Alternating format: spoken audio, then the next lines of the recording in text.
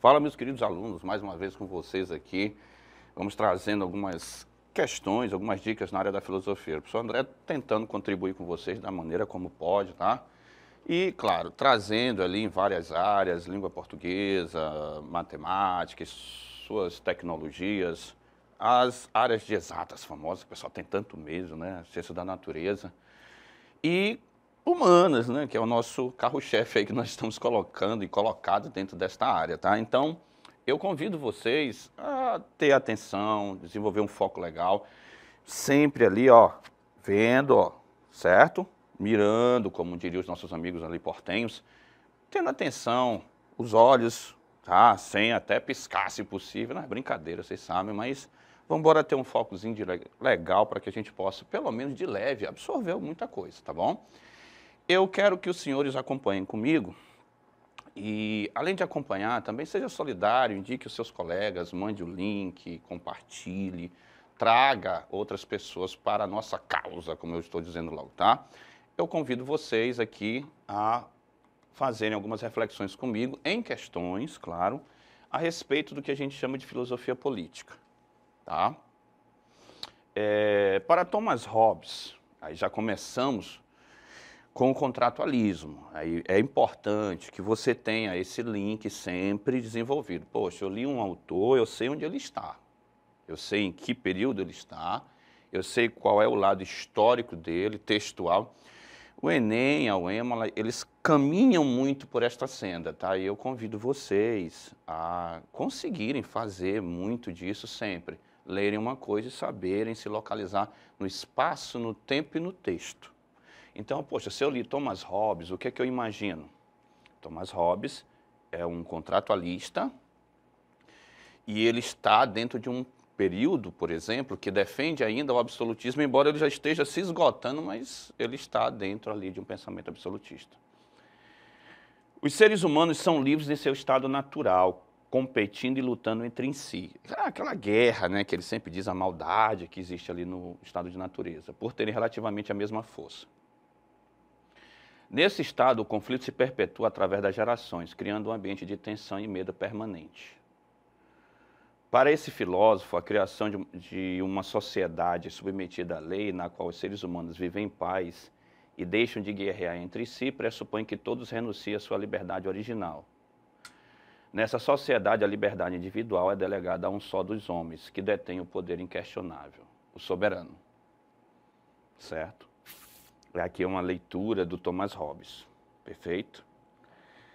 A teoria política de Thomas Hobbes teve papel fundamental na construção dos sistemas políticos contemporâneos, que consolidou o quê? Certo, aí nós estamos procurando qual o elemento aqui que foi consolidado, na verdade assim, que foi defendido, né? Porque eu quero só lembrar a vocês que Hobbes ele está no final do absolutismo, ele não está no começo, tá bom? Então, vamos ter assim um pouco de paciência, né? Consolidar. Seria mais ou menos assim, tentar resgatar, ficaria mais bonito, mas tudo bem que textualmente aqui é uma coisa bem, né, que dá para entender. Uma monarquia paritária, igualitária, não, não é monarquia paritária, igualitária. A letra A vai ficar um pouquinho difícil da gente marcar. A letra B, um despotismo soberano. Bom, na falta de alguma coisa, pelo menos despotismo está aqui, né, que é um governo centralizador, que fortalece o rei. Menos mal, tá? Melhor que a letra A, gente. Monarquia republicana, não é. República já não é muito a ideia. Monarquia absolutista, aí é que está o grande lance. Olha, pegamos aqui literalmente aquilo a qual o autor está linkado, né? Então, monarquia absolutista. O link aqui é muito forte, é perfeito. Nós temos a monarquia absolutista como elemento fundamental aqui colocado para a gente. Então, encontramos uma coisa que encaixa perfeitamente, tá? Despotismo esclarecido, isso aqui é um pouco lá para o século XVIII já, né? Se fosse Voltaire, por exemplo, aqui caberia até, mas não é. É o nosso querido amigo Thomas Hobbes. Então, amores, assim, entre a letra B e a letra D, a gente ficaria melhor aqui com a letra D, com toda certeza. Claro, entendam da seguinte maneira. A letra B eu trouxe a vocês porque pelo menos tem alguma coisa que faz, né, jus àquilo que Hobbes poderia anunciar. Mas como a letra D traz literalmente aquilo que nós entendemos e nós sabemos e nós percebemos que ele vai tentar defender, então a letra D é bem melhor, ok? Perfeito? Então marque para você a letra D de dado. Vamos lá.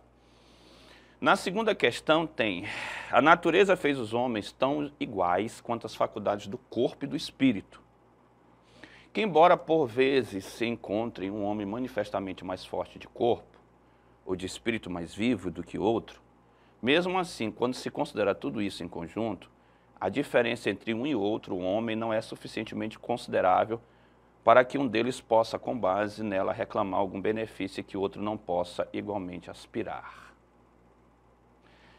Hobbes no Leviatã. Mais uma vez nós temos Thomas Hobbes. Para Hobbes, antes da constituição da sociedade civil, quando dois homens desejavam o mesmo objeto, o que eles faziam, né?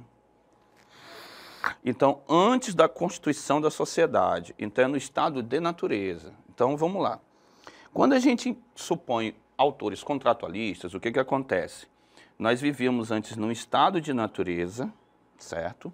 Fizemos um contrato e depois deste contrato firmamos a sociedade. Certo? Depois que a gente firma a sociedade, aí é que nós passamos a ser governados ou por um rei absoluto, por uma lei feita pelo rei, pelo Estado, igual ao rei como Hobbes, ou pela lei civil, que no caso vem Locke e vem Rousseau, certo? Então, no caso do nosso amigo Thomas Hobbes, o que nós vamos poder supor? No estado de natureza, o ser humano é violento, o ser humano é agressivo, o ser humano vive em guerra. Então, antes da sociedade civil, antes do Estado, existe o quê? Essa disputa, essa guerra, essa luta constante. Então, vamos lá. Letra A, eles entravam em conflito, em luta, em guerra? Provavelmente sim, né? O que a gente entende mais aqui é aprazivelmente. Recorriam aos clérigos, aos pessoal da igreja? Não. Consultava os mais velhos, anciãos? Também não. Apelava aos governantes? Não tinha governante. Exercia a solidariedade? Ele está dizendo que é justamente o contrário. Eles entravam em guerra. Então aqui nós só temos a letra A para poder assinalar. Assinale a letra A, por favor, tá bom? Marque para você a letra A. Marque a letra A, certo? Perfeito? Vamos à terceira questão. A terceira questão, se leia o fragmento a seguir extraído do discurso sobre a origem e os fundamentos das desigualdades. Agora nós já temos Rousseau. Ainda é contratualismo, só que não é mais absolutismo, agora é o pensamento liberal. E aí vai ficar uma dica para vocês importante, né? Pensem sempre o seguinte, Rousseau é um autor liberal. Ah, professor, mas eu vejo que ele condena a propriedade, sim, mas é liberal. Porque liberal sempre vai indicar burguesia também. Então eu convido vocês a pensarem neste nível, liberalismo, burguesia, sempre, tá? Mas Rousseau, ele está dentro do pensamento liberal, tá bom? Perfeito? Então vamos lá.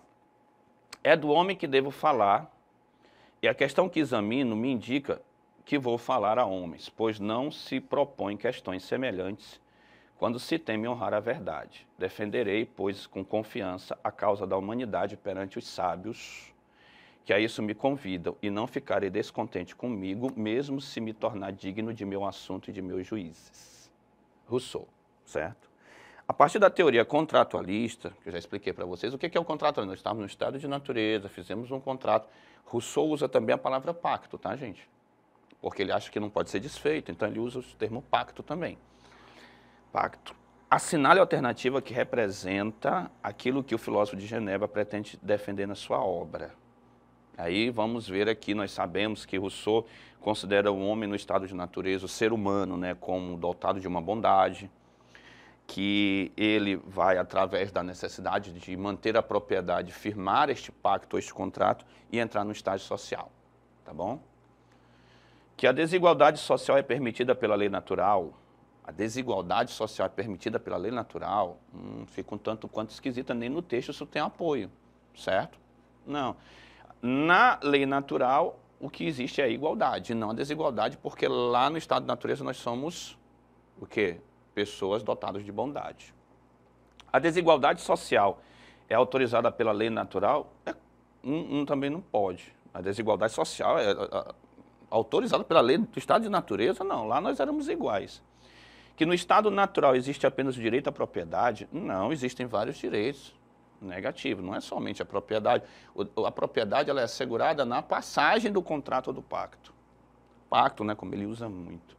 Que a desigualdade moral e política é uma continuidade daquilo que já está presente no estado natural? Não, no estado de natureza nós não somos desiguais, nós somos iguais, porque existe a bondade natural. Que há na espécie humana duas espécies de desigualdade, a primeira natural e a segunda moral e política. Aqui faz mais sentido, seria muito mais aprazível, até por falta de opção, né, seria mais lógico que nós marcássemos a letra E, tá? Então, algumas questões realmente são assim, tá? Principalmente do que a gente tira aqui a partir do texto e do conhecimento sobre o autor. Dos males, o menor mal aqui é a letra E, então fique com a letra E, vamos marcar a letra E aí também, tá bom? Perfeito? Pode ser? Perceba que o nosso autor, como Rousseau, ele vai, no estado de natureza, colocar o homem como dotado de bondade. Hobbes é o contrário, o homem é dotado de maldade, certo? E aí, para evitar a maldade, Hobbes diz que a gente entrega o poder na mão do governante. Rousseau, nós somos dotados de bondade. E aí, em função da manutenção da propriedade, formamos este pacto, formamos este contrato, passamos ao estado social. Mas aí a desigualdade, em função da propriedade, surge, ok? Então, tem aquela frasezinha muito importante, lembre você, Rousseau coloca, o primeiro homem que cercou um pedaço de terra e disse, isso é meu, olha a propriedade privada, isso é meu, certo? E ali inaugurou a desigualdade, ou seja, saiu do estado de natureza e passou para a sociedade, tá? Que essa frase ela é muito utilizada, essa expressão, na verdade, ela é muito utilizada em prova, tá? Tome cuidado com ela, porque ela vai coadunar com esta, ela vai entrar em harmonia, em solidariedade com esta questão, tá bem? Perfeito? Vamos lá. Quarta questão. O homem nasce livre, por toda parte encontra-se a ferros, ou seja, preso. Mas nós nascemos livres, certo? O que se cresce em demais não deixa de ser mais escravo do que eles. A ordem social, porém, é um direito sagrado que serve como base de todos os outros. Haverá sempre uma grande diferença entre subjugar uma multidão e reger uma sociedade. Realmente, né? Tem muita diferença. Sejam homens isolados quando possam ser submetidos sucessivamente a um só, e não verei nisso senão senhores escravos, de modo algum considerando-os um povo e seu chefe. Trata-se, caso queira, de uma agregação, mas não de uma associação. Nela não existe bem público nem corpo político. Aí é do próprio Jean-Jacques Rousseau, né? Sobre o contrato social, ou do contrato social, como se coloca, né? Lembrando vocês que eu já falei que ele usa também a expressão pacto, né? Pacto é uma expressão que ele usa, publicado em 1762, seu autor é correto afirmar o quê? Aí vamos ver aqui o que encaixa dentro desse pensamento rousseauiano. Rousseau é um dos grandes autores do iluminismo, defende a necessidade do Estado francês substituir impostos por contratos comerciais. Não é bem, isso aqui é mais para o liberalismo econômico e Rousseau é mais para o liberalismo político. Não faz muito sentido, tá? Se fosse Adam Smith, menos mal, daria até para a gente fazer uma aproximação, mas não é o caso aqui, é Rousseau, né? A obra inspirou ideais da Revolução Francesa? Sim. Ao explicar o nascimento da sociedade pelo contrato social e pregar a soberania do povo. Olha que alternativa legal. Então, a letra B, com certeza, está bem melhor que a letra A. Rousseau defendia a necessidade do homem voltar ao seu estado natural? Não. Aí não dá para voltar para o estado de natureza. Isso aí Rousseau é muito claro, porque vai destituir, vai desmembrar, vai desarticular o próprio Estado. O livro inspirado pelos acontecimentos da independência americana chegou a ser proibido e queimado em solo francês. Primeiro que não foi inspirado pela independência norte-americana, porque a independência norte-americana não tem uma influência direta nessa história, tá? Até por datas não dá, porque veja só, a data aqui é 1762, a independência norte-americana é 1776. Sua obra foi estética e epistemológica. Estética, tratar das experiências a partir dos sentidos, né? As experiências estéticas, belo, agradável, desagradável, não vai encaixar muito nessa história, não. Aqui, senhores, a única alternativa que nos resta é a letra B de bola, certo? Então, nós vamos ter de assinalar a letra B de bola. Marque para você aí a letra B de bola, certo? Perfeito? Nesta quarta questão, A única alternativa que nós temos, a Revolução Francesa realmente que está, e o contrato também que vai encaixar no nosso autor. As outras se tornam um tanto quanto, né, desmembradas, absurdas e fora do foco do nosso autor, ok? Marque a letra B para vocês. Na quinta questão, o contratualismo é uma escola de pensamento a partir da qual várias interpretações sobre a natureza humana e o surgimento das sociedades civis foram concebidas. Eu quero lembrar a vocês uma coisa importante. O contratualismo é uma crítica àquela premissa desde a antiguidade que o homem é um ser social por natureza. O contratualismo, ele tira essa prerrogativa, tá? Por quê? Porque ele vai dizer, olha, não é por natureza. Nós decidimos, certo? Formar um contrato e passar por esse estado, que é o estágio social e o estado propriamente dito com a lei. Então, nós não nascemos naturalmente para isso, nós entramos em acordo para isso, certo?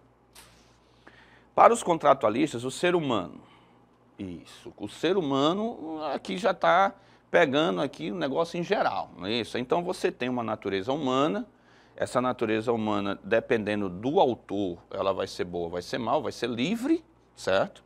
Mas aqui eles estão considerando algo aqui genérico. Então, nós temos de perceber onde nós podemos encontrar uma coisa extremamente mais genérica sobre esse ser humano. Ele era como uma tábula rasa. Ó, tábula rasa pertence à noção empirista. Está em Locke. Locke é um contratualista. Mas não é assim, do empirismo que a gente vai partir para isso aí, porque, na verdade, nós temos uma visão política, não uma visão epistemológica do conhecimento, da ciência, no caso, a epistemologia. Então, não é como uma tábula rasa, não vai, apesar de ser um autor contratualista que fala isso, mas não é esse o nosso foco, tá? Porque nós estamos perguntando sobre o ser humano do contratualismo na questão política, e não a respeito do conhecimento, da ciência, da epistemologia. Ele vivia num estado de natureza? Sim. Para todos os autores, ele vivia no estado de natureza. Anterior às organizações sociais ou políticas que temos hoje? Verdade. Então, aqui a letra B, nós temos uma coisa sensata a respeito do ser humano. Veja que ele não quis colocar como bom ou mal, porque aí teria que ser Hobbes ou Rousseau. Então, ele colocou aqui numa forma genérica, analisando o ser humano de uma forma mais genérica, que dá mais aqui o que a gente entende, né? Era um animal desprovido de qualquer tipo de capacidade de relação social? Bom, para alguns autores sim, para outros não. Então não encaixa em todo o contratualismo essa letra C. Por isso vai ficar difícil de assinalar a letra C. Era o único ser vivo do planeta capaz de manter relações sociais? Também assim, não encaixa em todos os contratualistas, tá? Em sua maioria, nada contribuiu com a política moderna filosófica? Claro que contribuiu muito. A teoria contratualista é uma teoria que vai inaugurar o Estado moderno, que na verdade vai consolidar o Estado, vai aprimorar o Estado moderno, trazendo uma noção de polis e política forte, tá? Então, eu percebo que dentro dessa concepção macro, que é o contratualismo, quando você pega essa instituição contratualista, quando você traz o contratualismo para dentro de si, você vai perceber que as condições de interpretação política são extremamente importantes. Vão, na verdade, trazer uma série de outras reflexões que dentro de uma noção política e dentro de uma noção até mesmo legal, jurídica, porque a lei vai fazer muita diferença em Locke, principalmente, tá? Então, surge uma outra forma de você analisar o Estado do ponto de vista da lei civil, certo? E da própria sociedade civil. E este ser humano, para todos os contratualistas, ele precisa estar num estado inicial.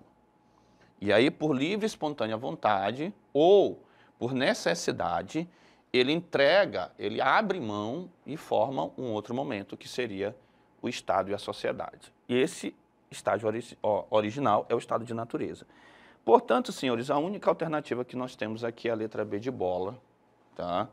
Vivia em um estado de natureza, ou seja, um estágio inicial, anterior às organizações sociais ou políticas que temos hoje, tá? Então, marque aqui o estado de natureza em que essas, né, pessoas viviam, ou este ser humano vivia, uma noção de humanidade no estágio inicial. Marque a letra B é a melhor resposta que nós temos, tá? E eu convido vocês a continuar conosco, ter aí esses momentos de reflexão e caminhando sempre juntos, tá? Um forte abraço a vocês, professor André Luiz, deixando aqui vocês mais uma vez com esses conhecimentos em filosofia.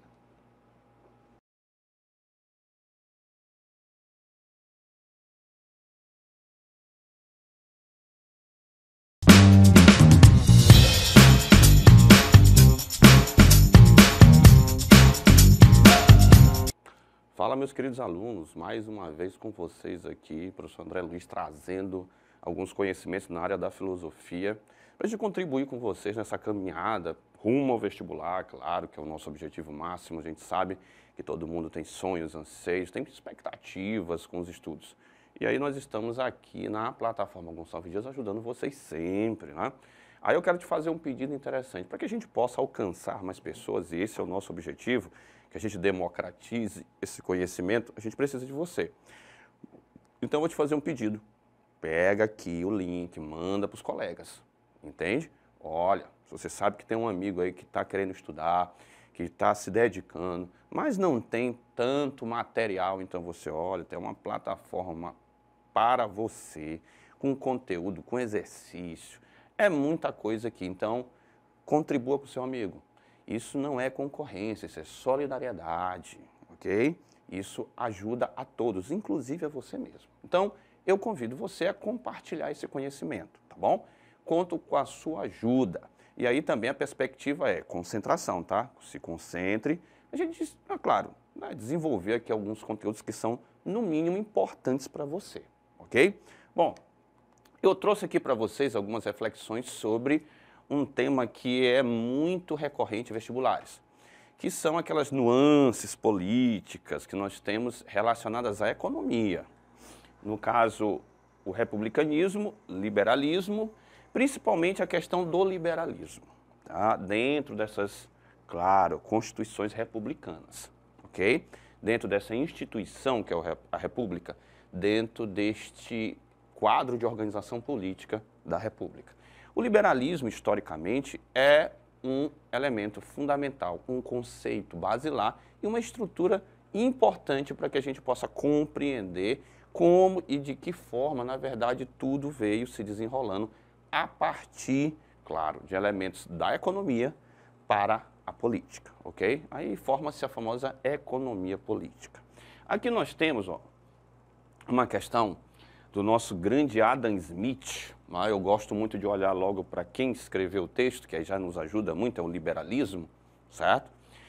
Um comerciante está acostumado a empregar o seu dinheiro principalmente em projetos lucrativos, ao passo que um simples cavalheiro rural costuma empregar o seu em despesas. Um frequentemente vê seu dinheiro afastar-se e voltar às suas mãos com lucro. O outro, quando se separa do dinheiro, raramente espera vê-lo de volta, ou de novo, mais uma vez. Esses hábitos diferentes afetam naturalmente os seus temperamentos e disposições em toda espécie de atividade. O comerciante é, em geral, o empreendedor audacioso e o cavalheiro rural, um tímido em seus empreendimentos. Neste pequeno trecho, Adam Smith contrapõe lucro à renda, pois geram racionalidade de modo de vida distintos. Olha que coisa interessante. Nós temos aqui lucro, claro, ok, do comerciante, ele espera, ele vem de volta, enquanto a renda que é gasta com despesas, pelo cavalheiro ela não retorna. Então, olha só, o comerciante ele consegue ter uma visão mais ampla e um retorno. O cavalheiro que trabalha desta forma, que na verdade gasta seu dinheiro, e esse dinheiro vai para o pagamento das despesas, geralmente ele não retorna como lucro. Então, a letra A traz assim uma boa proposição para a gente. Mostra as vantagens do capitalismo comercial em fase da estagnação medieval? Não é necessariamente isso que o texto está mostrando, ele está mostrando mais uma contraposição entre lucro e renda.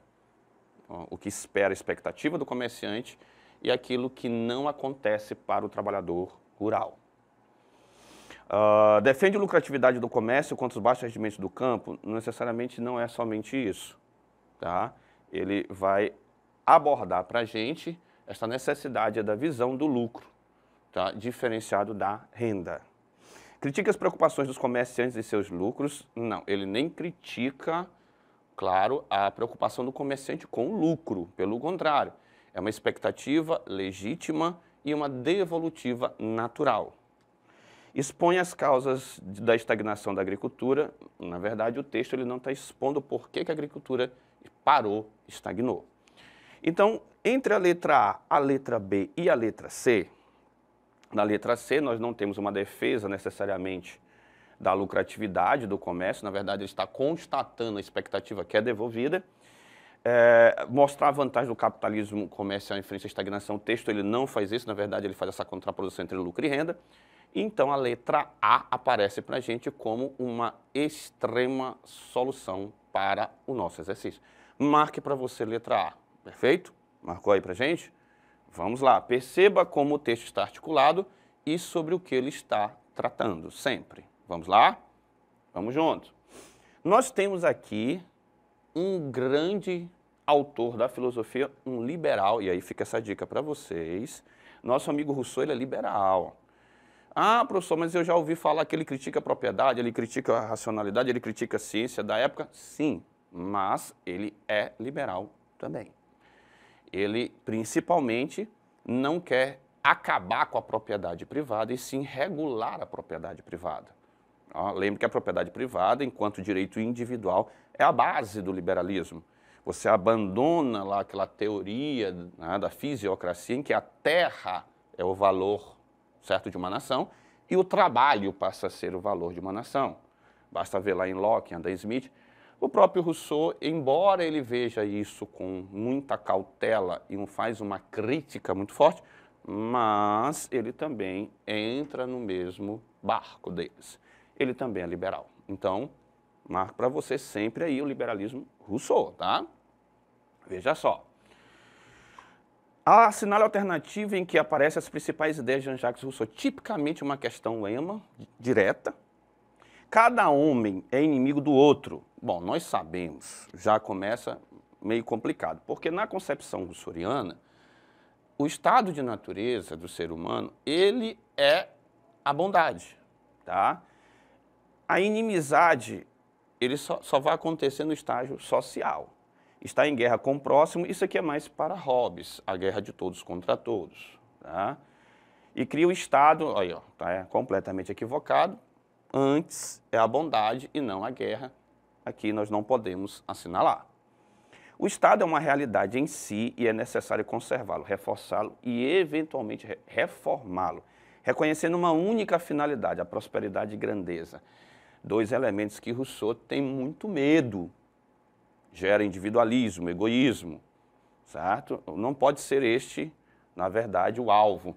Essas duas finalidades elas são legítimas, mas elas não podem reinar sozinhas, entende? Letra C. O governante deve dar um bom exemplo para que os súditos sigam. Através da educação e de rituais, os homens de capacidade aprenderiam e transmitiriam os valores do passado.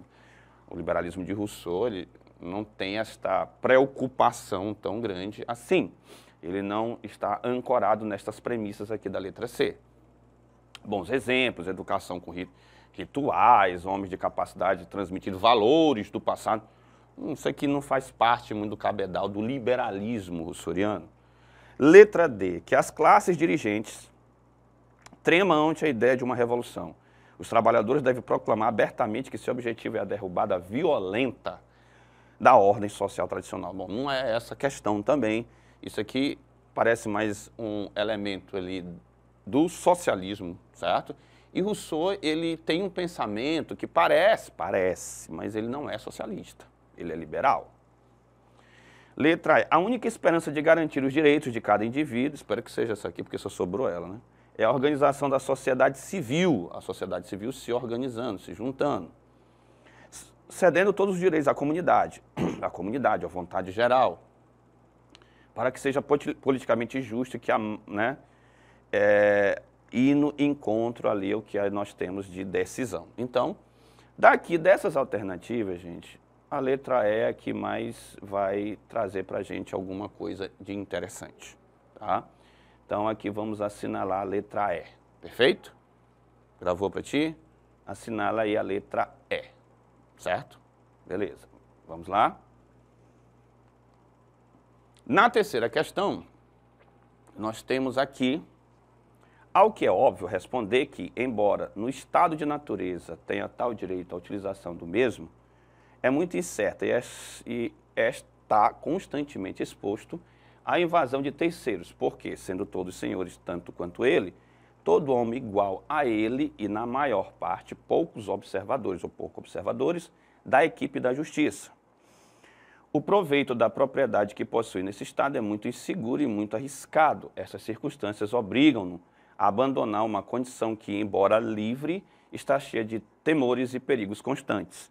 E não é sem razão que procura de boa vontade juntar-se à sociedade com outros que estão já unidos, ou que pretendem unir-se para a mútua conservação da vida, da liberdade dos bens, do que chamam de propriedade. Do ponto de vista político, podemos considerar que o texto como uma tentativa de justificar. Aí, o que ele está justificando o texto? Vamos lá. Nessa terceira questão, ele está justificando qual elemento? A existência do governo como poder único da natureza? Necessariamente não. Tá? A origem do governo como uma propriedade do rei? Piorou. Tá? Conservação da liberdade dos bens, que chamam de propriedade, é baseado na lei que garante a liberdade, a propriedade. O absolutismo daria a mesma coisa da letra B. Ficaria difícil marcar essa letra C, certo? Letra D, a origem do governo com a proteção à vida, aos bens e aos direitos. Olha aqui, temos pelo menos aqui a letra D para salvar o ambiente até agora. E letra E, o poder dos governantes colocando a liberdade individual acima da propriedade. Não, acima da propriedade também não, já é um exagero. Então, dentre as alternativas que nós temos aqui, a existência do governo com poder único da natureza, um governo natural, um poder natural, não é isso que o texto está trazendo para a gente, são os direitos, a liberdade, os bens, as garantias individuais. A origem do governo com a propriedade do rei, que daria a mesma coisa da letra C, não dá para a gente marcar muito, porque vai dar uma coisa igual a outra. A letra D é mais sensata. A letra E apresenta aí um extrapolamento daquilo que é, na verdade, feito a partir da lei e da garantia dos direitos civis. Só temos aqui a letra D para assinalar. Então, marque para você aí, letra D de dado, correto? Marque para você a letra D de dado, perfeito? Vamos lá? Tá cansado? Não fique cansado. Nós não podemos aí vacilar. Vamos lá, vamos lá, vamos lá. Eu sei que a maratona é grande, mas a gente precisa aqui ter essa concentração. Vamos ver a quarta questão, muito interessante, uma questão de encaixe legal, tipicamente o Enem, tá? Exalta o direito de propriedade individual e da riqueza, opondo-se, consequentemente, à intervenção do Estado na economia. Olha só, o Estado não intervém na economia. Defende intransigentemente que deve haver total liberdade de produção, circulação e venda. Considera que o homem, enquanto indivíduo, deve desfrutar de todas as satisfações, não se submetendo, senão, aos limites da própria razão, um Kant aqui da vida, que no progresso, como sendo resultado de um fenômeno natural e decorrente da livre concorrência, que, ao estimular as atividades econômicas, é a única forma aceitável de proporcionar liberdade, felicidade, prosperidade e igualdade entre todos os homens. O trecho acima pode ser considerado uma síntese dos valores constitutivos da ideologia política intitulada como. Senhores, dá para você perceber que a base aqui é a propriedade, o direito individual e as garantias individuais. Aí nós temos, então, aqui algo muito interessante dentro de uma plataforma política, tá? De cunho econômico também, porque nós temos o direito à propriedade e à riqueza, está bem no começo do texto, essa liberdade de produção e a não intervenção do Estado na economia. Então, quando você principalmente observa essa expressão não intervenção do Estado na economia, te dá uma grande dica, porque veja só, quando o Estado intervém, nós temos uma economia planificada, que é uma economia tipicamente socialista. Quando o Estado não intervém, aí configura-se uma outra forma, que é o liberalismo. E o liberalismo sempre ele tem essa pauta dos direitos e das garantias individuais, principalmente a propriedade. Tá? Veja só, letra A, catolicismo social. Bom, nós já sabemos que isso aqui não faz nenhum sentido, porque não tem nenhuma orientação política econômica desse jeito. Preste atenção que é político econômico, porque aqui nós temos ó, propriedade individual e riqueza. Socialismo utópico. O socialismo utópico até é uma espécie de socialismo de conserto do capital, mas não chega a tanto. Ele não tem essas premissas tão radicais em relação à economia e à liberdade individual. Essas liberdades. Socialismo científico não é economia planificada porque o Estado não intervém. Liberalismo, olha que coisa legal. Liberalismo, encontramos, sim, algo que faz sentido. Anarquismo, não dá também, porque o anarquismo aí nós temos uma outra configuração. Então aqui, nesta questão, vai nos sobrar realmente aí a letra D de dado também. Tá? O liberalismo, a letra D. Na letra D nós temos este grande monstro sagrado da exposição política e econômica, que tem como características, aí você pode perceber, né, já viram aqui um conteúdo até, viu, você é inteligente, você já consegue beber na fonte de todas as características desse liberalismo, que eles estão, né, essas características estão muito bem expostas aqui. Então, olha, aqui além de uma questão, você tem um conteúdo dentro do bojo aqui, ó, do comando e da exposição da própria questão. Olha que coisa legal, contribui muito com vocês com isso. Então, você já pode recolher tudo isso a partir desta questão. Vamos aqui para mais uma. Te convidar aqui para fazer mais uma comigo.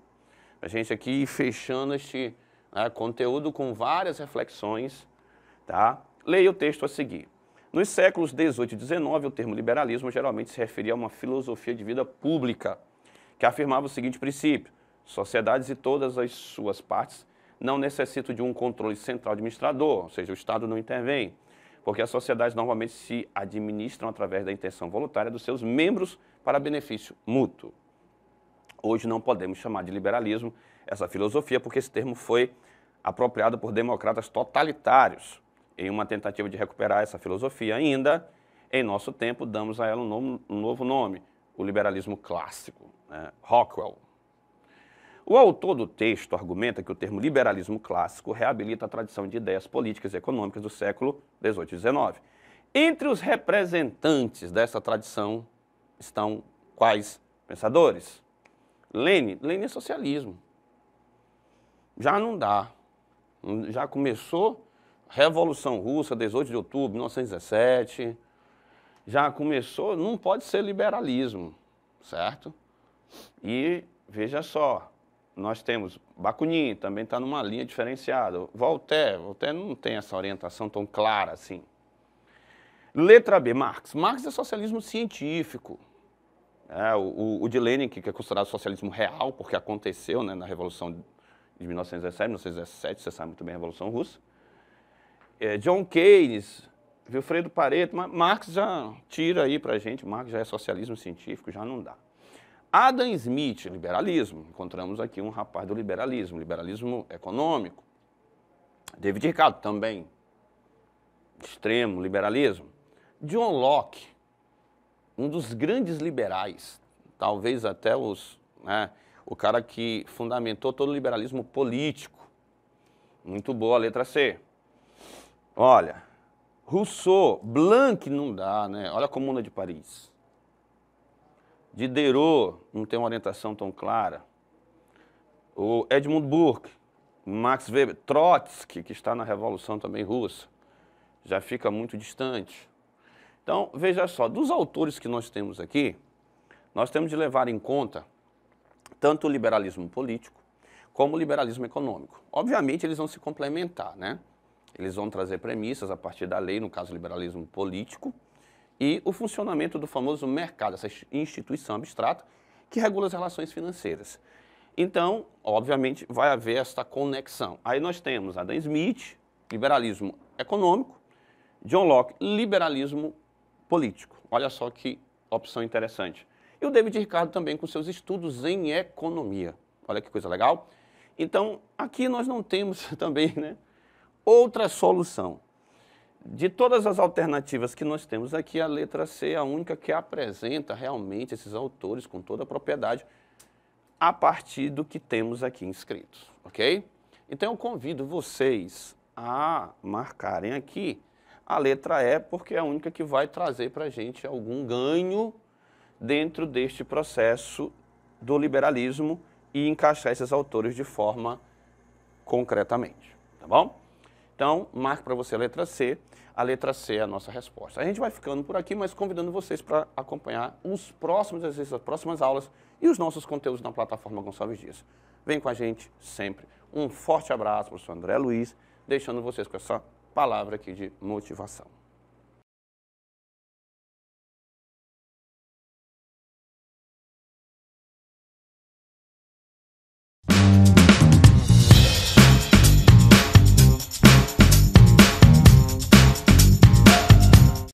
Oi, chuchus, tudo bem com vocês? Eu sou a professora Cacau Sotero, nossa deusa das Libras. Aula Paz Enem. E Enem, ó, Paz Enem. Gente, Paz Uema e Enem, tá? E não é paz, não, bandeira branca, é paz. Só que na hora que você pronuncia, fica parece paz, né? Pois é. Mas é porque você vai ter muita paz em fazer a sua prova, tá? Bom, vamos vamos discursar. Você é bom de discurso? Lembra dos candidatos? Eles entram em nossa casa através das mídias. Eles falam, eles impostam a voz. Eles fazem tudo ali, gente, é técnica para nos convencer. Na verdade, quando você fala, você tem uma intenção, convencer alguém de alguma coisa, informar alguém alguma coisa, discutir um assunto, argumentar, contra-argumentar, enfim. A fala, como eu já cansei de falar para vocês, né? A fala e falar. Olha, parece redundância, mas não. A fala, né? Esse ato de desenvolver um diálogo, de passar essas informações, independente da intencionalidade que existe por trás de toda a fala, há uma intenção, ela existe. E nesse processo de comunicação, nós vamos tendo e aprendendo técnicas para que a nossa fala surta, aliás, para que em nossa fala haja, né? Surta um efeito o qual nós estamos pretendendo, tá bom? Por isso que eu falo eu digo muito da questão da intenção. E hoje nós vamos falar dessa caracterização e emprego dos discursos, né? O discurso direto, o discurso indireto e ainda o indireto livre. O que é um discurso direto? Eu posso chegar para vocês e dizer assim, ó, é o seguinte, amanhã no canal 10.2, TV Educação, teremos aula de língua portuguesa com Cacau Sotero. Eu estou falando, é um discurso direto, tá? Ele é aquele texto que pode ser oral, pode ser escrito, da fala de alguém na íntegra, não muda. Vocês já viram nos telejornais, quando os apresentadores vão falar sobre o pronunciamento de alguém, ele diz assim, ó, o fulano de tal ou a fulana de tal disse, aí abre aspas. Por que eles falam assim, abre aspas? Porque eles vão reproduzir o discurso de forma direta, como a pessoa disse, tá certo? E é quando as palavras de outra pessoa ou de uma personagem são reproduzidas e separadas das falas do narrador. Então eu posso dizer assim, posso contar uma história. Estava a moça sentada na varanda, lendo um livro, quando chegou o entregador. Aí você vê lá, 2 pontos, tem um travessãozinho lá embaixo. Aqui mora Dona Francisca Almerinda? Interrogação. Aí ela vai e responde. Sim, senhor, sou eu mesma. Ali eu tenho discurso direto. Reprodução da fala, da personagem, né, de uma pessoa, sem interferência de quem conta, no caso, narrador. Certo? Entendido? E para que nós façamos muito bem os exercícios de discurso direto, né, e indireto, nós precisamos ter em mente este resumo. Olha só, utilização de verbo de elocução. O que são verbos de elocução, meu Deus? São aqueles que têm relação com o dizer, ou seja, falar, indagar, perguntar e outros mais. Então, o narrador diz assim, ela falou, 2 pontos. É aqui sim, Senhor, sou eu mesma. Ou eu posso dizer, ela indagou, ou ele indagou. É aqui que mora a Francisca Almerinda? Uma indagação, uma pergunta, que é a mesma coisa. São palavras semelhantes, tá? Então, gente, a elocução diz respeito ao modo de expressão, à enunciação. E quando você faz uma leitura, quando um narrador, quando um eu lírico escreve, ele escreve com a intenção de que nós, que estamos lendo, né, os receptores, entendamos bem direitinho aquilo que é proposto. E isso se faz, isso é muito importante, quando eu digo assim, o modo de expressão, porque esses verbos, eles têm uma significação bem peculiar. Os verbos de alocução são aqueles que introduzem ou anunciam a fala, tá? Disse Deus, haja luz. A gente lê lá no livro da Bíblia, né? A Bíblia, o primeiro livro da Bíblia é esse. No princípio era o verbo, né? E o Espírito de Deus parava sobre o abismo. E disse Deus, olha o verbo de alocução, o que ele disse? Haja luz. E aí esse primeiro livro de Gênesis, né, o primeiro livro da Bíblia, que é Gênesis, tem uma série de disse Deus e disse Deus, ou seja, essa é a locução, anuncia a fala. Verbos, eu falei de alguns, né, no slide anterior, mas a gente tem, ó, falar, perguntar, que é indagar, né? Afirmar, não, mas ele disse, 2 pontos. A pessoa diz, aí todo mundo, hoje em dia você não pode vacilar. Sempre tem alguém com um smartphone ligado e a sua fala, ou seja, aquela frase típica dos filmes hollywoodianos. Tudo que você disser poderá ser usado contra você no tribunal. Não é assim? Porque hoje em dia as pessoas estão muito atentas, é muito minucioso, nós temos que tomar cuidado com o que falamos, porque isso pode ser replicado. Ah, mas eu não disse. Você fez tal. Outro dia alguém foi indagado em rede nacional e disseram assim, ó, você fez tal coisa? Aí a pessoa disse, não, eu não fiz. Mas tem registro, tem filmagem, né? Em live, por exemplo, a pessoa vai lá e solta uma frase, às vezes é uma frase infeliz, mas ela disse, né? E aí depois ela diz que não disse. E aí esses verbos de elocução estão presentes nessas notícias, que são veiculadas com o intuito de trazer a fala da personagem ou de uma pessoa do jeito que ela falou. Então eu tenho responder, indagar, argumentar. Nós vemos muito isso, os argumentos em comentários, principalmente nas redes sociais. A pessoa faz uma declaração, às vezes ela faz uma declaração altamente infeliz, né? Como eu acabei de ver, por exemplo, uma pessoa, uma blogueira, fazendo um comentário, né, no vídeo, dizendo que sim, a Covid veio para fazer uma limpa no mundo. Isso é muito difícil de ouvir quando você perde um parente seu, alguém que você ama. Então isso não vai soar bem aos seus ouvidos, então isso vai fazer com que você argumente. Então, lá nas redes sociais nós temos muitos exemplos de discurso direto, porque a pessoa vai lá e coloca o que ela pensa, ela tecla. Às vezes ela usa palavrão, às vezes ela faz uma linguagem muito agressiva, mas usando os verbos de elocução, tá? Implorar, né? Pedir com muita veemência, implorar, né? Comentar e exclamar. Gente, exclamar significa, vem carregado de expressividade. Então, gente, todos esses verbos aqui, verbos de elocução, por isso que ele fala assim, ó, ao modo da expressão, a forma da enunciação. Quando nós falamos, nós temos muitos recursos que nos ajudam para que nossa fala chegue a contento em quem está ouvindo. Por quê? Porque você se expressa, você demonstra, você se alegra, você pula, você corre.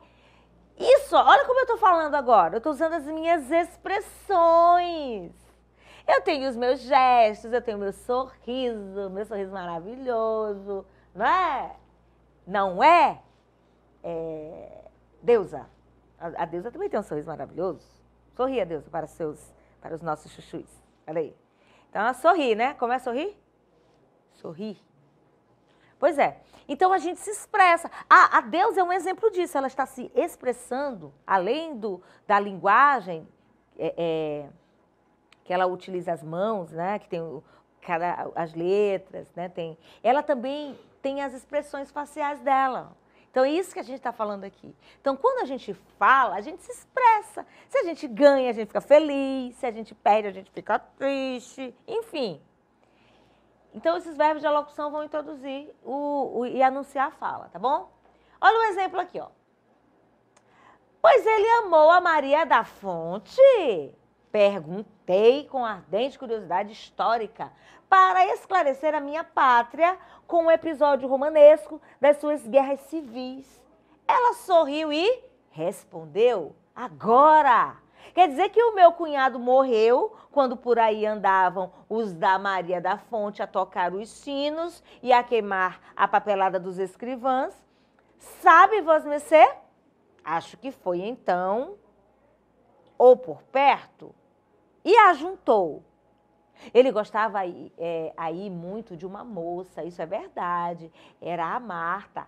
Marta, disse eu com satisfação de ver confirmada a assinatura do bilhete, a brasileira de Prazins de Camelo Castelo Branco. Então aqui eu destaquei os verbos de elocução, como eles são usados no discurso direto, tá? Quando eu digo assim, ó, ele amou a Maria da Fonte, é a fala da personagem, ó. Perguntei, ó. Eu que estou perguntando. A fala é minha, tá bom? Sinais de pontuação, como travessão, que eu falei, olha o travessão aqui, ó.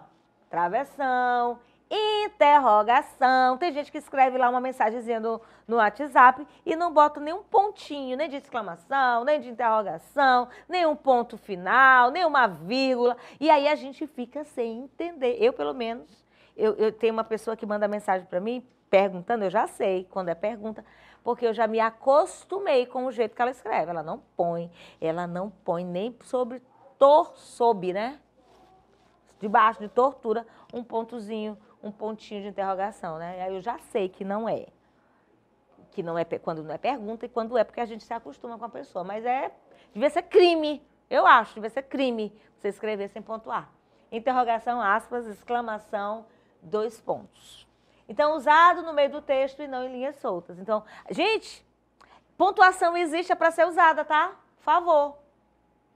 E quando o discurso é indireto, aí o narrador vai falar pela personagem, em vez de deixá-la falar por si mesma dentro do texto. Eu vou dizer com as minhas palavras, sem modificar, lógico, o que a pessoa disse. Então, por exemplo, se eu voltar aqui nesse texto, pois ele amou a Maria da Fonte, é do jeito que a personagem fala. Mas aí eu poderia dizer, ela perguntou para o cara se ele tinha amado a Maria da Fonte. Aí já é o discurso indireto, tá certo?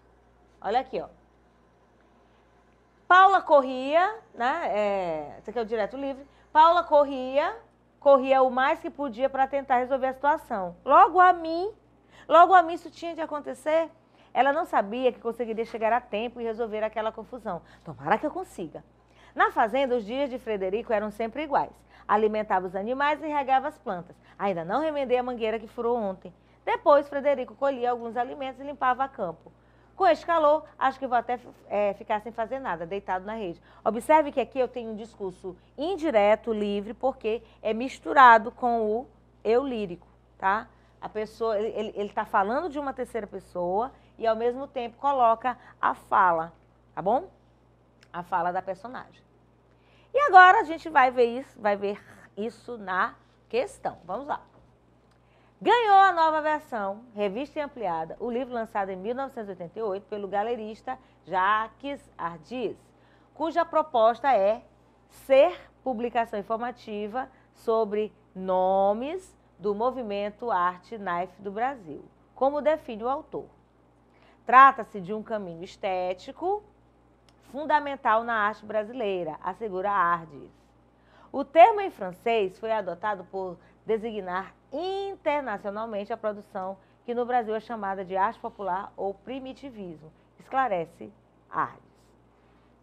O organizador do livro explica que a obra não tem a pretensão de ser um dicionário. Falta muita gente, são muitos artistas, observa. A nova edição veio da vontade de atualizar informações publicadas há 26 anos. Ela inclui artistas em atividade atualmente e veteranos que ficaram de fora do primeiro livro. A Art Knife do Brasil 2 traz 79 autores de várias regiões do Brasil. Então aqui eu tenho um texto e aqui, bem aqui, ó, gente, são muitos artistas, ó, falta muita gente. Observa que está entre aspas. É a fala do autor, a pessoa que o Ardiz, né? Autor do livro A Arte Knife do Brasil 2. Então, a fala dele está entre aspas, então eu tenho um discurso aqui, tá bom? O fragmento do texto jornalístico aborda o lançamento de um livro sobre Art Knife no Brasil. Na organização desse texto, né, na hora que a pessoa, que é o Walter Sebastião, isso aqui é um texto de uma fonte jornalística, tá? O Estado de Minas. Então, na hora que o autor organiza esse texto, tá? Não é o autor do livro, tá, gente? O autor da reportagem. Existe, no caso, a predominância do uso de uma sequência injuntiva. Aí eu tenho que lembrar dos tipos de textos, de texto injuntivo, texto narrativo, texto argumentativo, texto descritivo e expositivo, tá certo? Aí é com vocês, essa aula já foi dada. Então, letra A, eu tenho uma sequência injuntiva porque é sugerida pelo destaque dado à fala do organizador do livro, argumentativa porque é caracterizada pelo uso dos adjetivos sobre o livro, narrativa porque é construída pelo uso do discurso direto e indireto, descritiva porque é formada com base em dados editoriais da obra, ou expositiva, eu estou falando tudo no O, né, no masculino, ou expositivo, ou expositiva, porque é composta por informações sobre a arte knife, tá? Então a gente tem aqui essa questãozinha aí para você.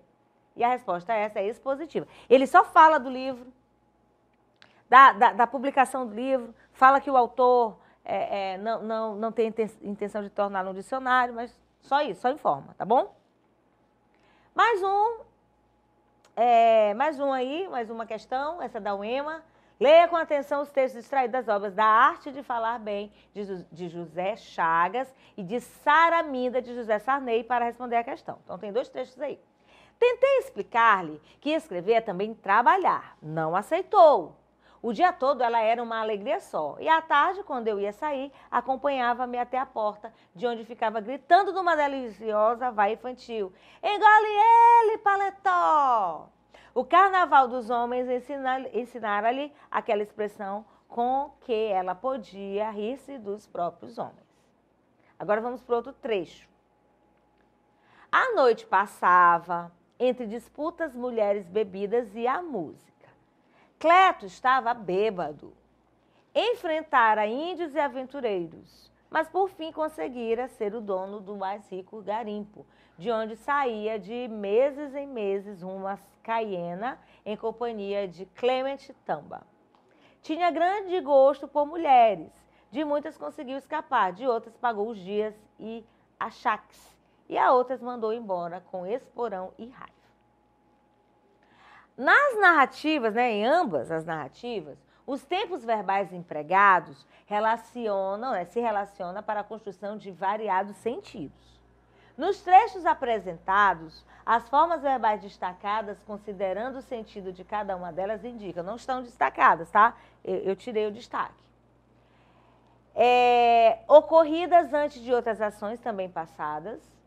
Tem que lembrar dos verbos, né? Pretérito perfeito, pretérito imperfeito, pretérito mais que perfeito. Passadas, tomadas como hipóteses em relação ao momento presente. Pontuais, concluídas e localizadas em um momento definido do passado. Presentes, tomadas como verdades universais em qualquer tempo. durativas ou repetitivas que começam no passado e perduram no presente. Aí tem a questão da leitura, tem a questão do conhecimento gramatical, uso dos verbos, para eu descobrir que a resposta certa é ocorrida antes de outras ações. Vou voltar aqui só rapidinho, apesar de eu não ter usado, de eu não ter destacado. Mas olha assim, ó. Tentei explicar-lhe que escrever também é trabalhar, não aceitou o dia todo, era uma alegria só. Carnaval dos Homens ensinar ali. Olha aqui, o verbo no pretérito mais que perfeito, tá bom? Pretérito mais que perfeito. Então, eu tenho que ter conhecimento gramatical para responder uma questão dessa, tá bom? Estava bêbado, enfrentar, olha aqui de novo, ó, em ambos os textos, tá? As formas verbais destacadas, eu não destaquei, porque eu queria que você tivesse essa atenção, ocorridas antes de outras ações. Então, o pretérito mais que perfeito se refere a uma ação. Eu volto ao passado, mas eu me refiro a uma ação que ocorreu antes desse tempo passado a qual eu me refiro. Compliquei?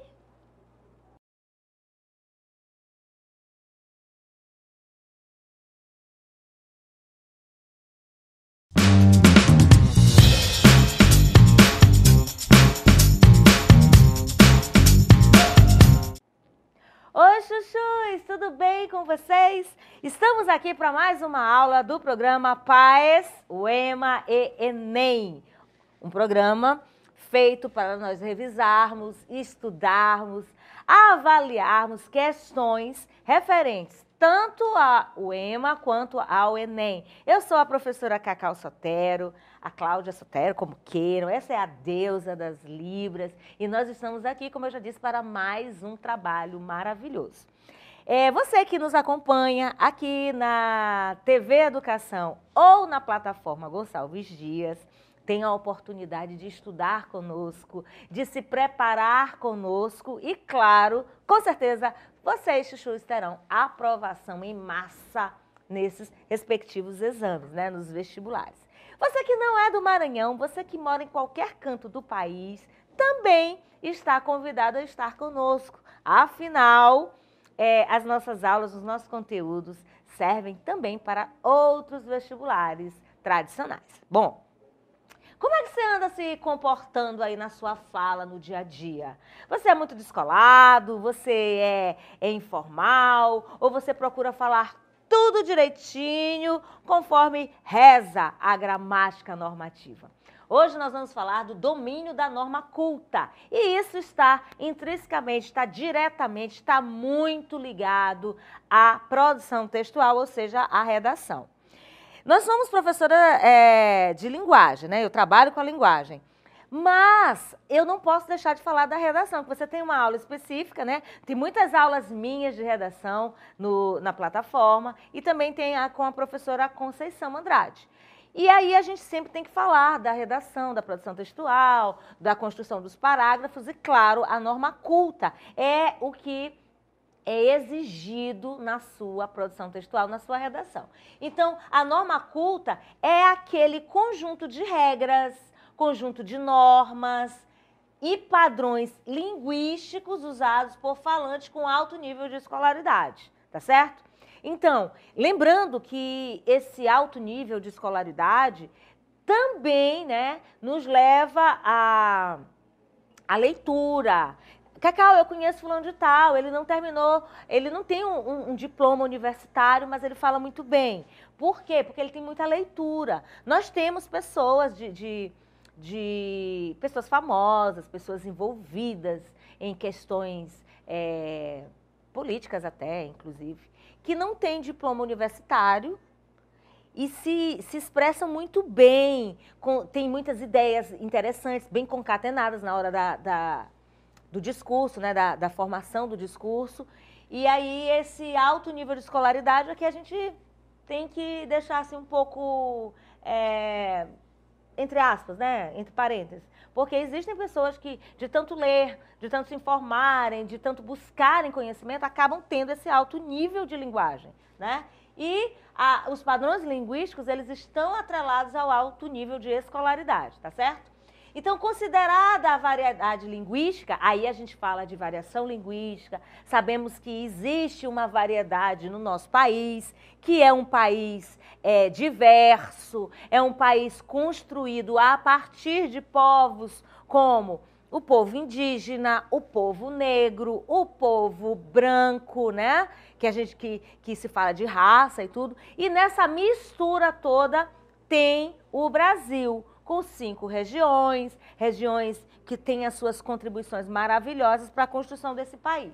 Então, considerada a variedade linguística de maior prestígio, é utilizada em documentos oficiais, artigos científicos, trabalhos acadêmicos, documentos jurídicos, pronunciamentos, aula de língua portuguesa, né, com Cacau, com a Deusa, que está também usando esta linguagem, né, culta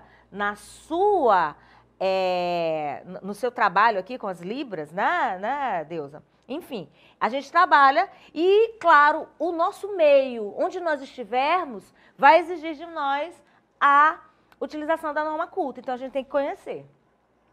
Bom, gente, a interação entre os sujeitos, né, a interação verbal, ou seja, o uso da palavra, né, o uso do verbo, é possível por meio desses próprios verbos, né, dessas palavras, e pode ser realizada por meio da fala ou da escrita. Então, a norma culta, ela padroniza o entendimento. Como assim, Cacau? Aqui, por exemplo, em São Luís do Maranhão, nós tem como é que eu vou dizer? Tem um suquinho, já ouviu falar de suquinho gourmet? Talvez você que me assista numa outra região do país não saiba do que eu estou falando. Tem gente que vai chamar de sacolé, tem gente que vai chamar de picolé, enfim. Essas palavras, elas vão ter nomes diferentes, algumas coisas que nós utilizamos, têm nomes diferentes de acordo com a região do país. Por exemplo, você conhece açaí? Você gosta de açaí? Aqui em São Luís do Maranhão, nós conhecemos como jussara. É a mesma fruta, só que por ter em regiões diferentes, ela assume nomes diferentes. É o caso da tangerina, que pode ser chamada de mexerica, e outras coisas que eu não posso me lembrar agora. Mas existem coisas que a gente fala aqui na parte de cima do Brasil e lá embaixo, na parte de baixo, tem outros nomes, tá bom? Então, dependendo da situação comunicativa, usuários da língua, nós, né? Vamos eleger qualquer um dos diferentes níveis de linguagem. Então, assim, numa conversa com os amigos, com os colegas, depois do trabalho, a linguagem mais descolada. E é importante também, chuchus, lembrarem, né? Vocês lembrarem que existe também a linguagem da internet, o internetês, aquela linguagem típica desse meio que nós utilizamos muito em redes sociais. Tá certo? Bom, como existe essa variedade toda, né? Como existe esses padrões, padrão culto, padrão mais, como eu vou dizer, informal, né? Existem linguagens diferentes. E as ocasiões que são diferentes, né? Que são distintas, vão envolver toda a situação comunicativa. Ou seja, nós que somos falantes é que vamos eleger o nível de linguagem que nós vamos utilizar no nosso processo de comunicação. Tá ligado? E aí, maluco? E aí, doido? Depende, né? Por exemplo, eu falo muito com os meus chuchus. O doido não quer dizer que a pessoa não tenha juízo. E aí, doido? E aí, colega? E aí, mano? Irmão? Mano? Enfim. São esses níveis de linguagens que vão serem determinados por nós no momento que nós estivermos nos comunicando. Por quê, Cacau? Por que varia? Porque nós vamos nos ajustando de acordo com a nossa necessidade comunicativa, tá certo? Então, a gente vai usar o mais adequado para que tanto o emissor, no caso, emissor aqui, né? Eu e a Deusa, nós somos as emissoras, porque nós estamos falando. E vocês, chuchus, que estão nos assistindo, estão nos vendo, vocês são os receptores, né? Ou então, apenas nos vendo e entendendo a linguagem da Deusa, ou apenas nos ouvindo, né? Os nossos chuchus que não têm que não enxergam, né, que têm deficiência visual. Então, são os receptores, vocês são os nossos receptores dessas mensagens que nós estamos passando aqui, que é explicando justamente o que é norma culta, que é uma linguagem mais, que não é culta, né, que já é mais despojada, descolada, vamos dizer assim. Então, o que é linguagem? A linguagem é aquele conjunto de elementos que eu vou utilizar para me comunicar. Aqui tem um exemplo clássico. Observa que eu sorrio, eu faço gestos. A gente faz isso quando a gente está falando, não é, Deusa? A Deusa aqui está fazendo. Olha só, além dela gesticular, né? Vou falar gesticular, mas tem um nome técnico para isso aí. Além dela usar as mãos e muito bem, ela também tem as feições do rosto, que ajudam nesse processo. Então, tudo isso é linguagem. Então, a linguagem que não segue os padrões do português formal, da norma culta, gramaticalmente correto, né? A gente diz isso, porque assassinou a gramática, não está correto, enfim. É a linguagem informal. Isso não quer dizer que ela não esteja certa. Para o padrão, para o momento, deu para entender? Eu falei, você me entendeu? Tudo bem, tá bom? E nós usamos com pessoas mais próximas. Aí a linguagem não padrão é muito usada virtual e oralmente. Tá bom? Então, quando nós vamos nos posicionar nas redes sociais, as redes sociais são um campo muito interessante de nós avaliarmos como é que se escreve, fazer correções, enfim, é muito legal, tá bom? Como isso vai me ajudar na hora de eu fazer uma prova? Questões? Vamos exercitar? Essa questão aqui é do Enem, ó. Venho solicitar a clarividente atenção de Vossa Excelência para que seja conjurada uma calamidade que está prestes a desabar em cima da juventude feminina do Brasil. Refiro-me, senhor presidente, ao movimento entusiasta que está empolgando centenas de moças, atraindo-as para se transformarem em jogadoras de futebol. Sem se levar em conta que a mulher não poderá praticar este esporte violento sem afetar seriamente o equilíbrio fisiológico de suas funções orgânicas, devido à natureza que dispôs a ser mãe. Ao que dizem os jornais, no Rio de Janeiro já estão formados nada menos de 10 quadros femininos. Em São Paulo e Belo Horizonte também já estão se construindo outros. E neste crescendo, dentro de um ano, é provável que em todo o Brasil estejam organizados uns 200 clubes femininos de futebol, ou seja, 200 núcleos destroçados da saúde de 2,2 mil futuras mães, no caso duas, né? 2,2 mil futuras mães, né? 2 milhões e 2 mil futuras mães. Que, além do mais, ficarão presas a uma mentalidade depressiva e propensa aos exibicionismos rudes e extravagantes. Gente, esse texto aí é um texto altamente ultrapassado. Nós estamos em 2022 e as mulheres têm brilhado aí no futebol feminino. Olha como é que a pessoa se colocou aqui. Mas a gente não está aqui para avaliar a opinião. Até porque a opinião, gente, é pessoal. E a opinião tem que ser o quê? Respeitada, mesmo que a opinião do outro, né, a sua opinião, não seja a mesma da minha. Isso é democracia, aceitar a opinião do outro. Obviamente, eu posso não concordar, mas eu não posso nem atacar, nem ferir. Então, esse texto aqui é um texto preconceituoso, né, gente? É de 2010. Mas qual é o objetivo da nossa aula? Compreender aí o uso da norma culta, da norma padrão da língua. Então, esse trecho é parte de uma carta de um cidadão brasileiro, José Fuzeira, encaminhada em abril de 1940 ao então presidente da República, Getúlio Vargas, né? Então, dá para entender aí. Tanto a forma, né, 2010 que eu falei, é a questão, tá, gente? A data da Carta Capital foi publicada na Carta Capital em 2010, tá? É a época também da questão do Enem. Mais ou menos, né?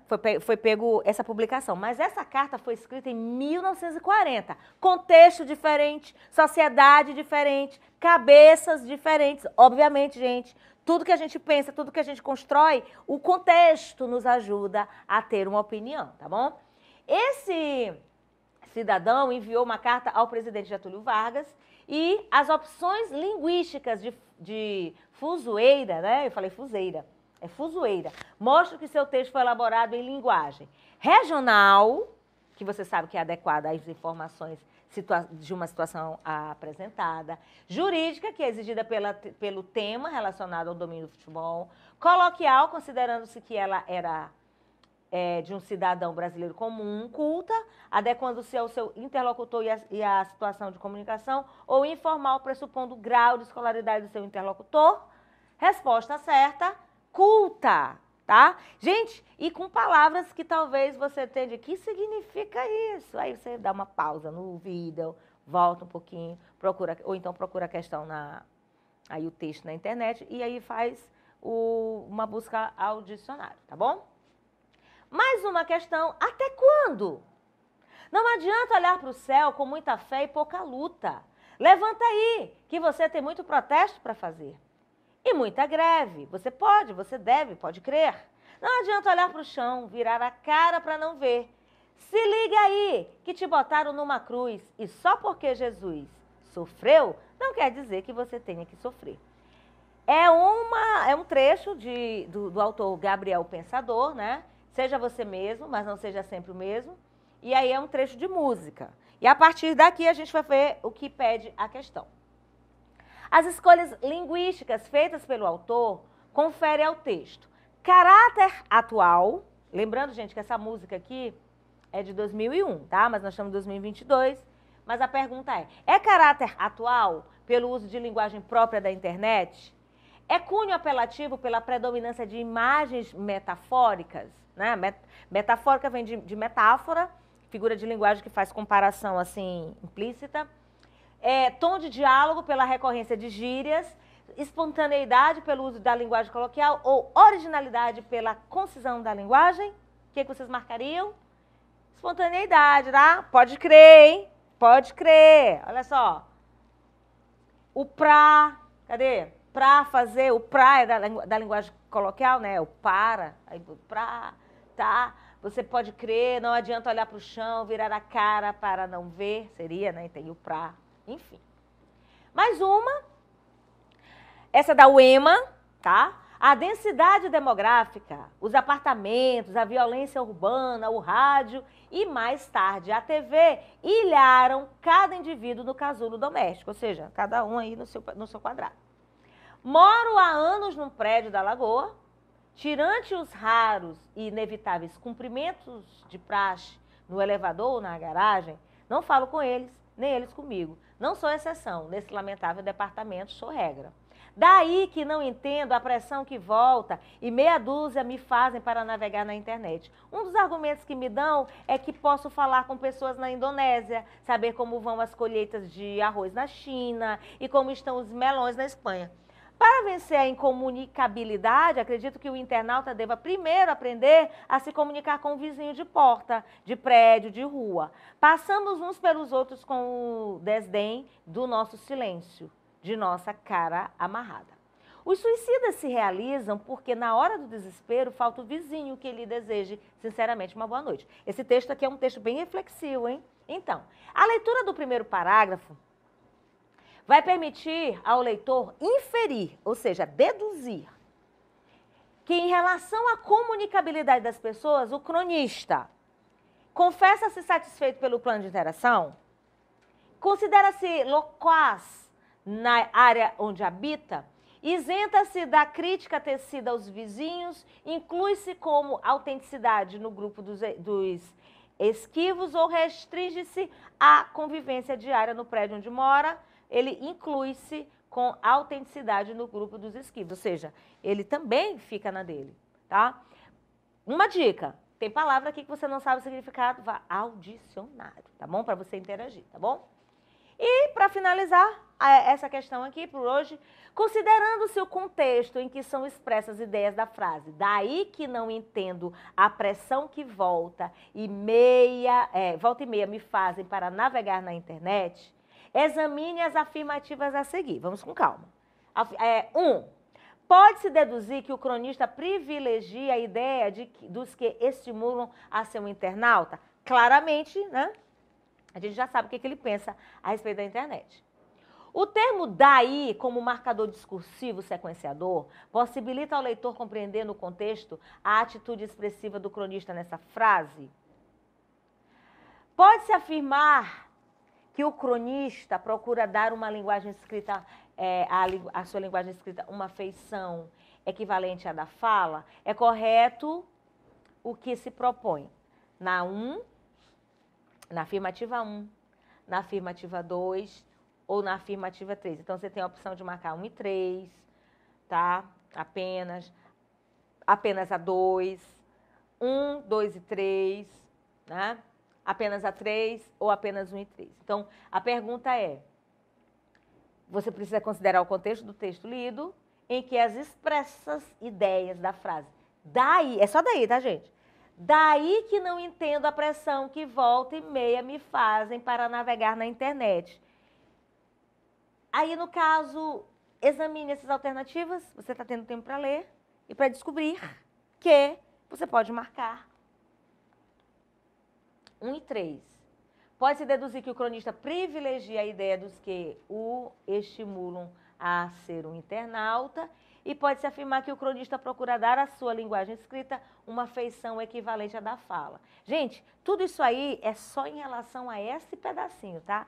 Daí que não entendo a pressão que volta e meia me fazem para navegar na internet, tá? Ele privilegia a ideia dos que estimulam a ser um internauta, muito embora ele não tenha nenhuma vontade. Bom, gente, falamos de norma culta, tem mais coisa por aí, aguardem-nos, né, na próxima aula. Compliquei?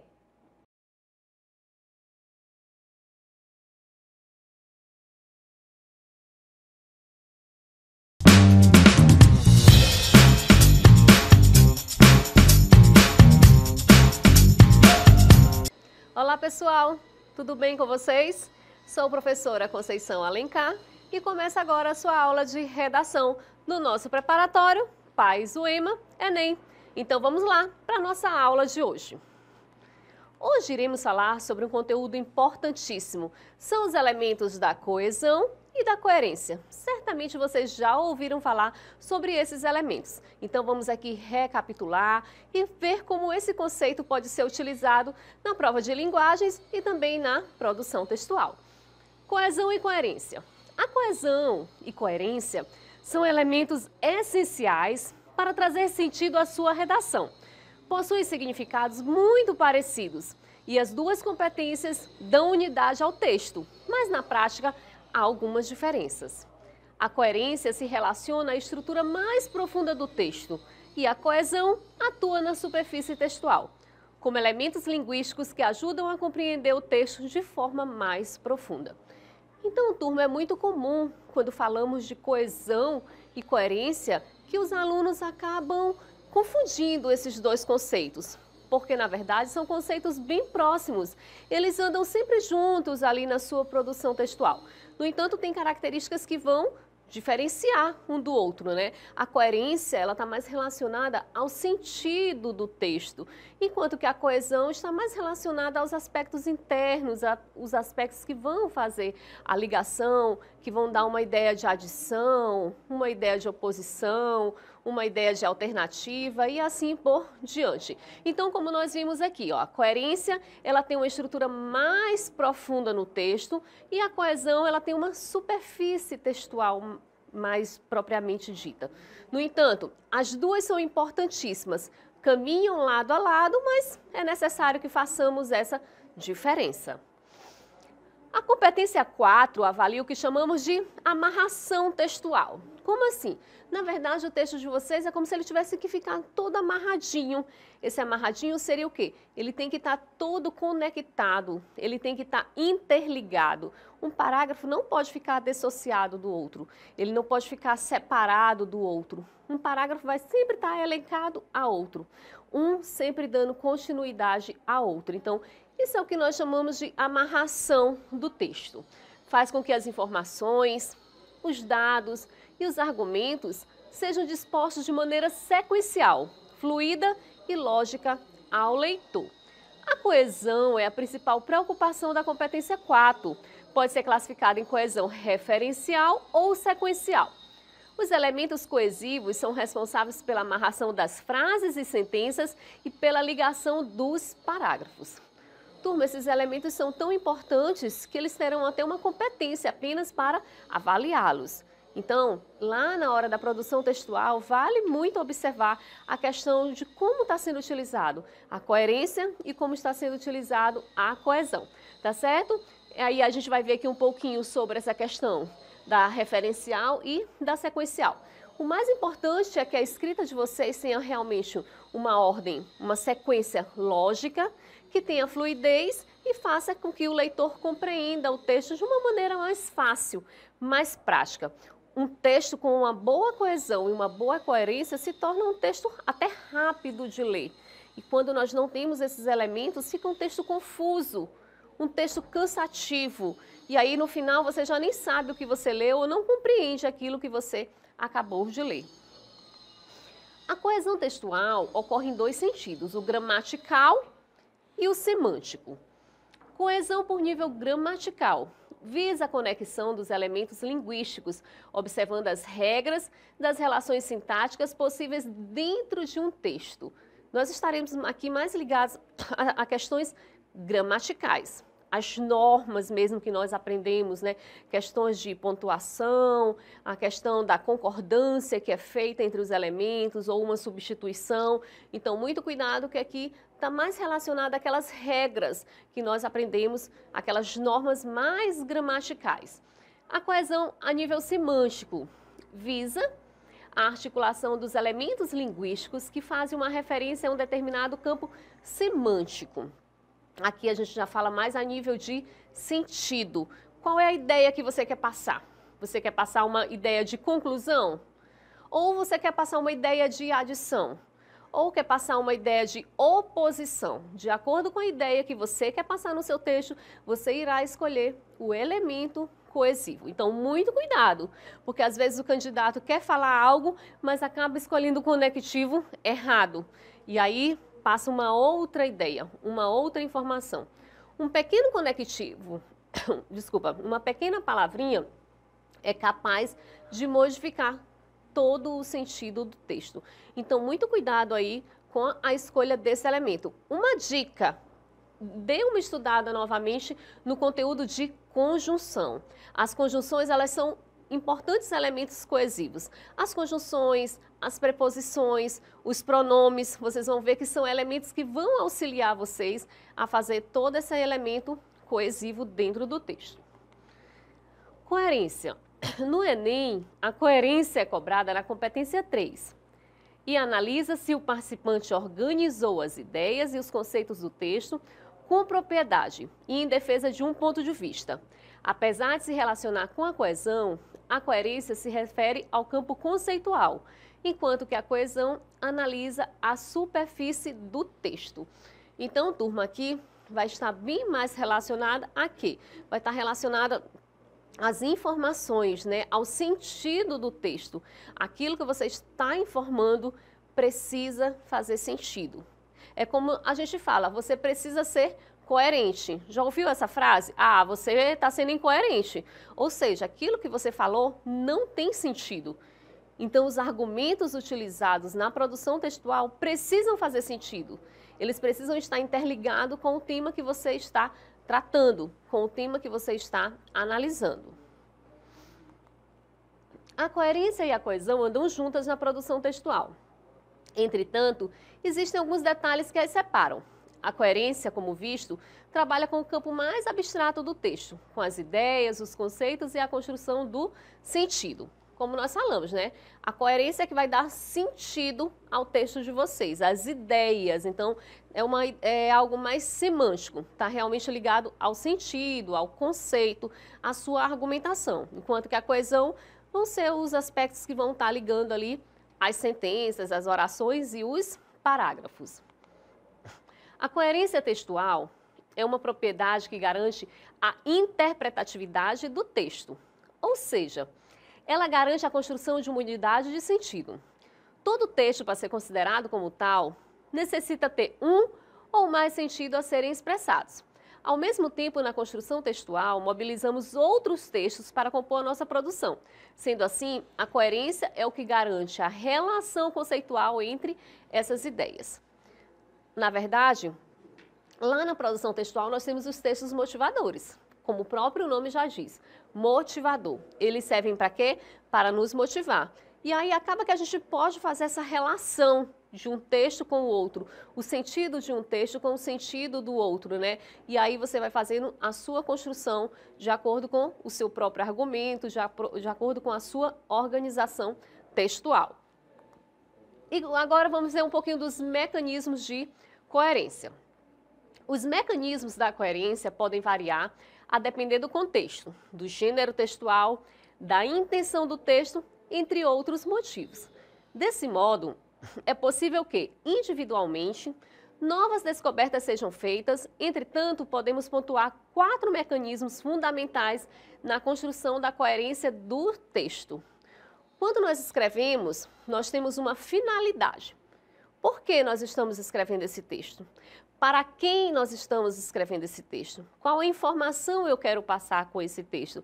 Então, são esses elementos que vão compor o seu texto e que vão dar toda a validade a ele, né? Então, vamos ver quais são esses mecanismos de coerência que garantem a construção de um bom texto. A informatividade. Esse mecanismo se refere às informações que serão apresentadas no texto. Nesse sentido, o importante é que as informações velhas, ou seja, informações já conhecidas, sejam utilizadas principalmente para contextualizar o leitor sobre o tema. E, em sequência, passar a informação nova que venha ampliar o nível de informatividade. Turma, a informatividade ela é muito importante dentro da produção textual. O que isso quer dizer? Quer dizer sobre a informação que você traz sobre o texto. Por exemplo, num tema sobre violência, se você diz a violência é um grande problema para o Brasil. Nada de novo. É uma informação que não vai agregar muito no seu texto. Por quê? Porque ela não contribui com nenhum dado, com algo que possa trazer uma reflexão. Ela traz uma informação genérica, que é de conhecimento de todos. Quando você diz, a violência é um grande problema no Brasil, não tem muita informatividade nisso, porque é algo que todos já sabem.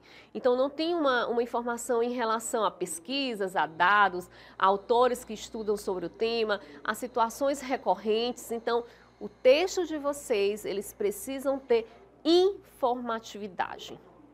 Ou caso contrário, vai ficar um texto vazio, um texto vago, um texto que não tem comprovação. Então, é necessário que haja informatividade para que tenha, sim, uma comprovação e uma validade maior. A formulação.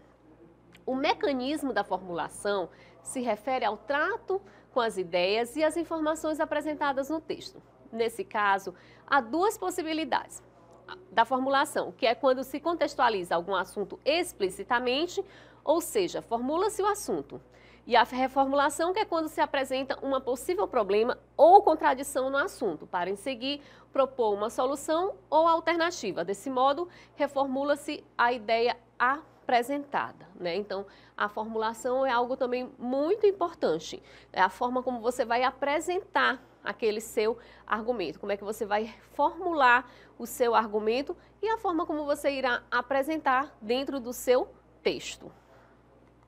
A referenciação, mecanismo que retoma ideias anteriores ou avança em assuntos, ou seja, a ação de movimentar o texto, tanto para trás quanto para frente, criando uma conexão entre os conceitos. A referenciação, turma, é de extrema importância. Assim como também a informatividade, um texto ele precisa de referência. Então, você pode fazer a referenciação de diversas formas, utilizando autores que estudam sobre o tema, citando artigos, citando pesquisas e citando fontes que sejam confiáveis. Muito cuidado aí nessa questão da referenciação. Atualmente, nós estamos passando por uma demanda muito grande de fake news. São tantas informações jogadas na rede que não sabemos o que de fato é real. Então, quando vocês forem referenciar o texto de vocês, busquem fontes que sejam confiáveis. Por exemplo, quando você joga algo na internet que não tem uma fonte confiável, pode sair um dado que não seja verídico. E aí você vai utilizar aquela informação na sua redação, já vai colocar aquele repertório lá na sua redação, e isso pode prejudicar você.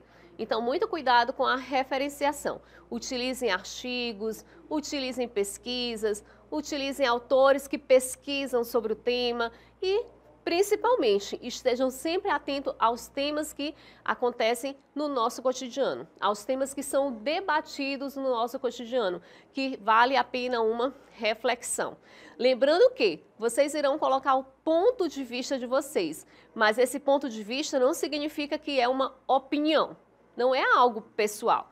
Vocês irão argumentar através de dados que sejam concretos, ou seja, através de uma referência. O balanceamento, mecanismo de análise que vai medir a necessidade das informações virem de modo explícito ou implícito, relacionando-se com o mecanismo da informatividade. Alguns conhecimentos de mundo podem já ser tão cristalizados que não precisam vir de modo explícito. É necessário apenas que o autor faça alguma menção que ative esse conteúdo no leitor. Esse mecanismo permite que o texto não se sobrecarregue em informações desnecessárias e nem fique incompleto pela falta de novas informações. Balanceamento também é muito importante. Você precisa balancear as informações que você irá colocar no seu texto, né? Então, assim, não adianta você colocar uma chuva de argumentos e não falar sobre eles. Por isso mesmo que lá no parágrafo de desenvolvimento, nós orientamos os alunos a fazer o quê? A já separar esses objetivos, a já planejar o texto de acordo com os objetivos. Um objetivo lá no argumento 1 e outro objetivo lá no argumento 2, e que possa desenvolver. E não fazer uma chuva de ideias e sequer conseguir explicar aquilo que foi colocado. Então, muito cuidado com o balanceamento de novas informações e informações já existentes. Vale lembrar que algumas informações que já são muito batidas, o texto vai ficar sem informatividade. E o que a gente quer é garantir uma argumentação que seja mais convincente. E como é que é avaliada a coerência lá na redação do Enem, né? Nesse caso aqui, com foco mais para o Enem. A competência 3 do Enem vai avaliar 3 tópicos básicos na correção. Então, a competência 3 ela se encarrega por avaliar. E avaliar o quê? O direcionamento do texto, o projeto do texto e o seu desenvolvimento, né? Como é que foi desenvolvido todo o texto. Se esse texto ele tem um encadeamento de ideias, se esse texto tem sentido, se esse texto ele tem argumentos realmente válidos que possam comprovar aquilo que você está defendendo, ou seja, a sua tese, o seu ponto de vista. O bom trabalho com ambos abre espaço para a marca de autoria. O direcionamento do texto se relaciona com a conexão entre as ideias, fatos e opiniões apresentadas no texto. Ou seja, é preciso que se identifique uma relação entre o que é apresentado e a relação que essa se encaminha a uma tese. Então, turma, como eu falei para vocês, lá no início do texto, você vai apresentar aquele tema que foi proposto, o tema proposto pela banca.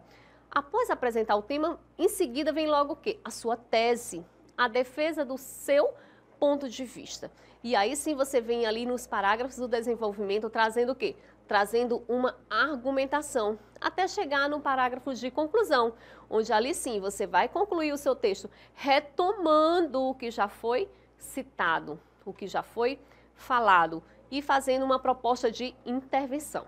Vocês sabem que na redação do Enem é obrigatório uma proposta de intervenção. Então, vocês vão fazer a conexão entre as ideias, os fatos e as opiniões. Lembrando que essa opinião é a tese, o seu ponto de vista, não é nada pessoal.